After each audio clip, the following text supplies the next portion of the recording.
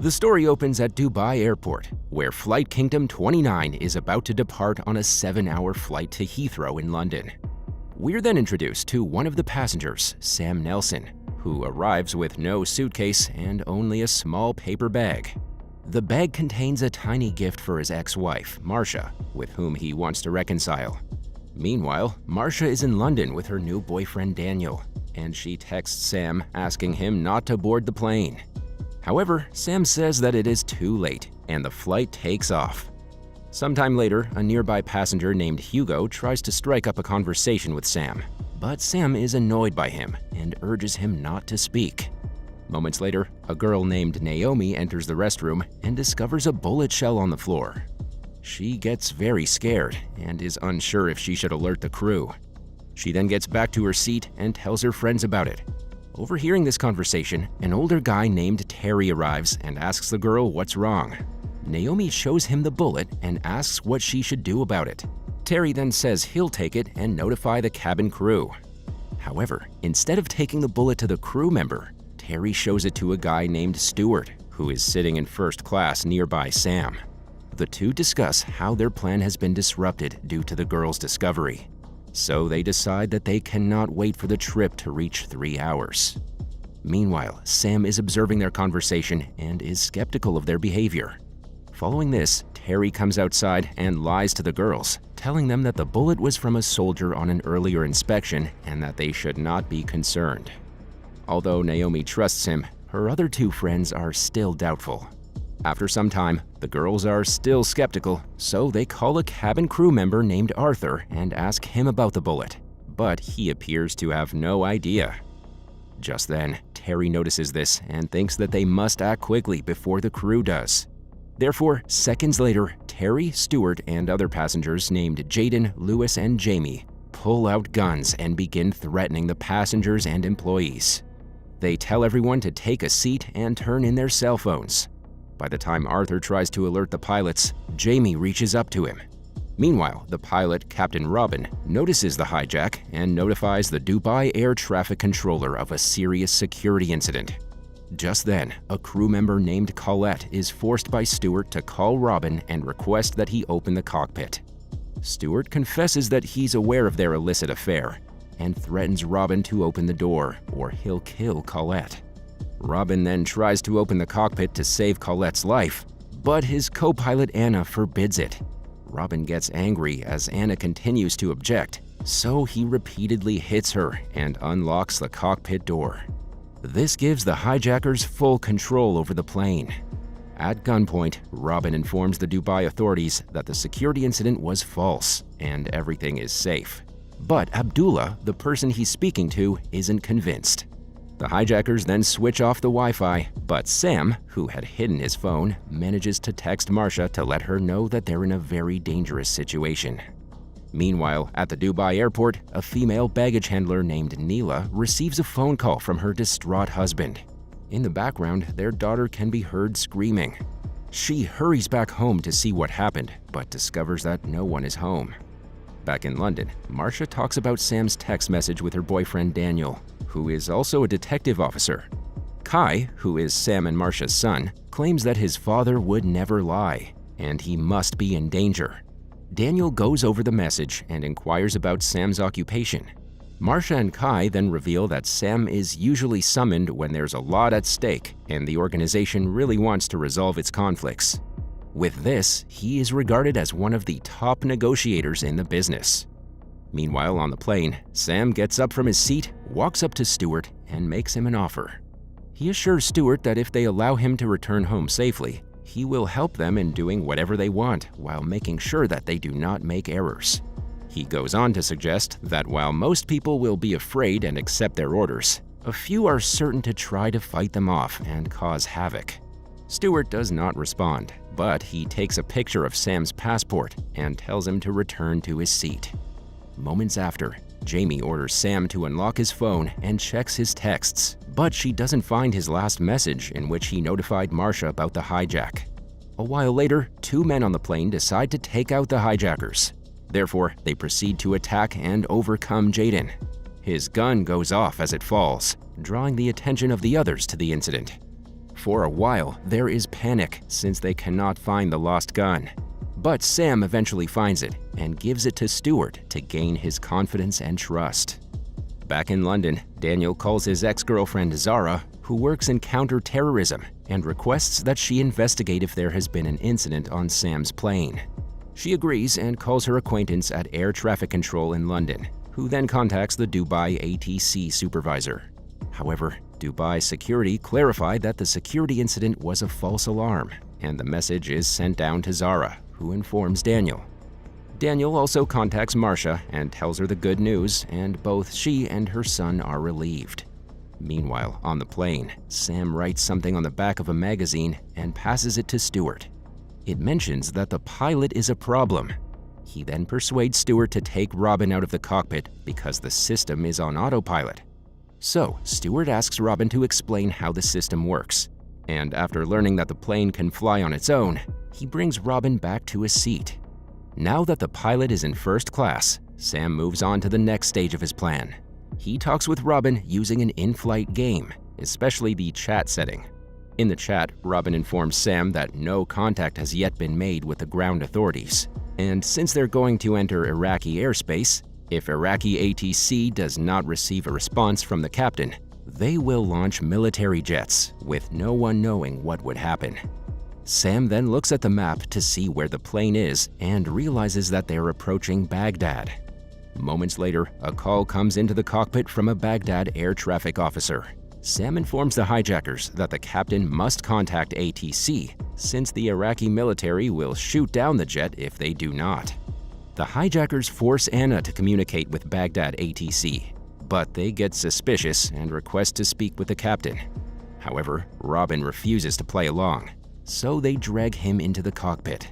He eventually speaks with Iraq, verifying that they are safe. He then lies to protect them from further investigation. As Robin exits the cockpit, he slightly moves a dial, altering the plane's trajectory. Meanwhile, in London, a woman named Alice is late for work at a British air traffic control center. She finds out about the security situation on the Dubai plane and is informed that counter-terrorism was involved, but it was a false alarm. However, Alice is quite skeptical of the specifics and quickly consults with her boss. Her boss also rethinks it in his mind, and after double-checking with Dubai, contacts Iraq ATC.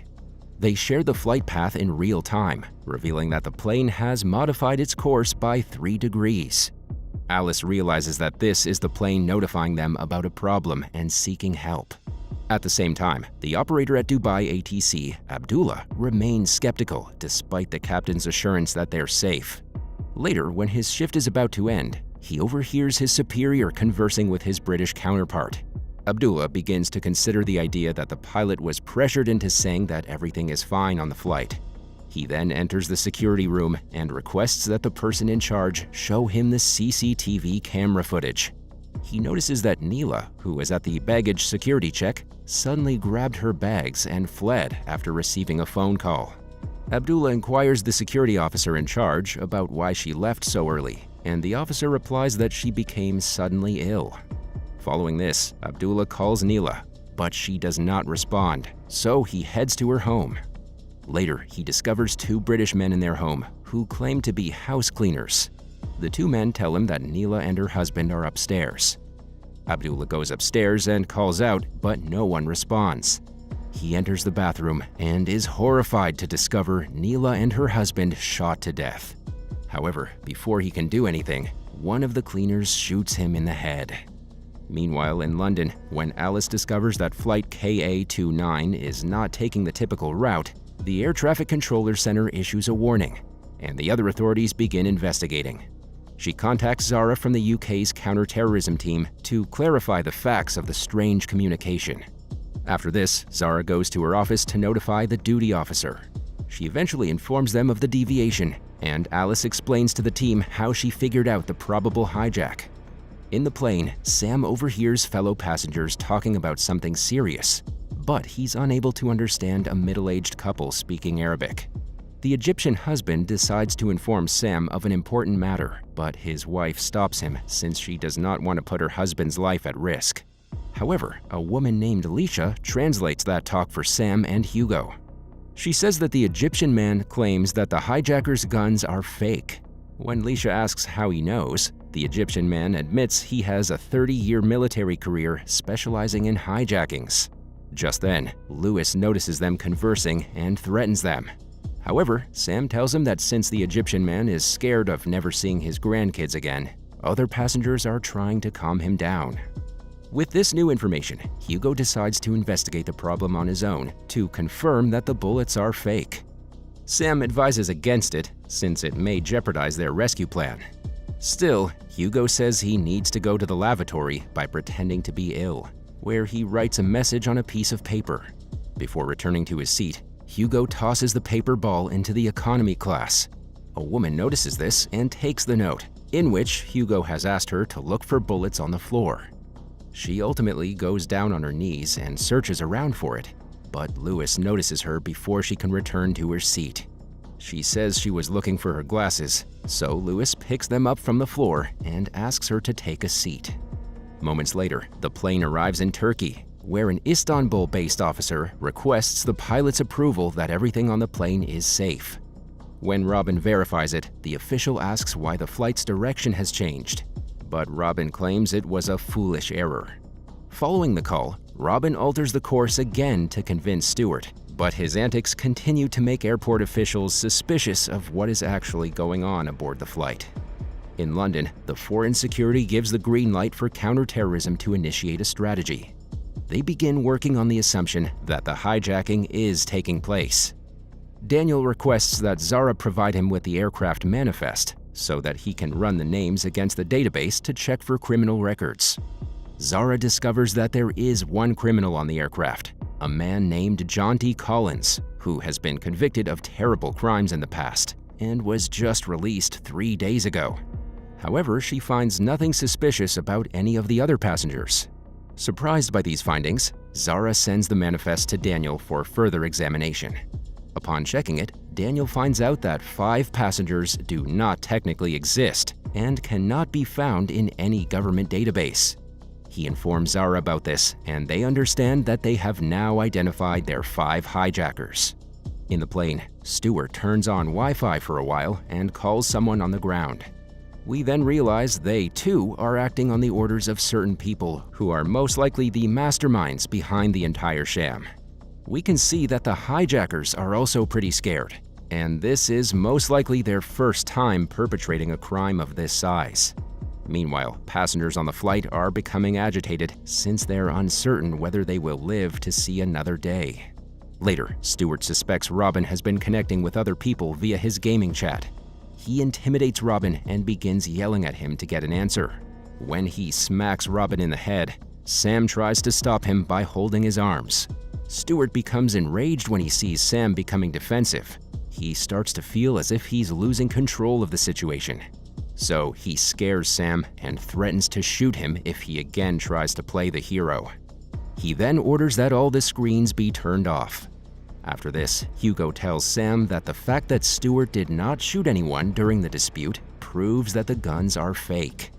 Meanwhile, Arthur overhears the conversation and informs them that they haven't found a bullet, but a girl did earlier in their trip. Sam then asks the Egyptian man if he can prove that the bullets are blanks.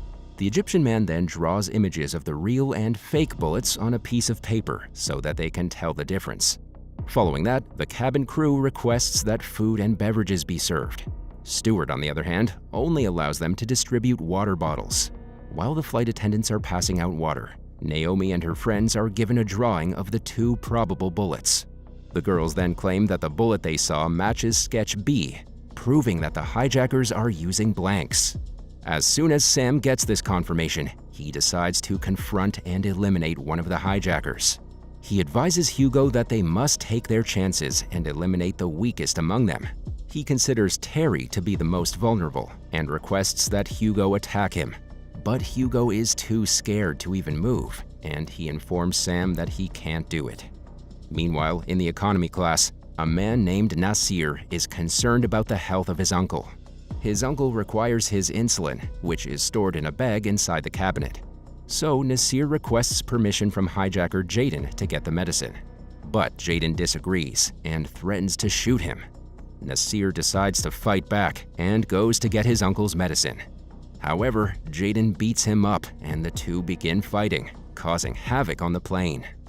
While this fight is going on, Sam takes advantage of the situation and sneaks to the back of the plane. He walks past panicked people on his way to the back of the plane. Stewart also observes the turmoil and decides to make his own move. He pulls real ammunition from a bag and replaces the blank rounds in his gun with actual rounds. The other hijackers may be using blanks, but Stewart is now armed with a deadly weapon. In the meantime, Sam approaches Terry and attacks him physically, but the fight ends with Terry pointing his gun at him. As Terry continues to threaten him, Sam requests that he shoot. He basically dares Terry to do so, since he's confident that the gun is blank. Just then, Stewart storms to the back of the plane, pulls out a loaded gun, and points it at someone. Suddenly, a gun goes off, and the sound echoes everywhere as this episode comes to an end.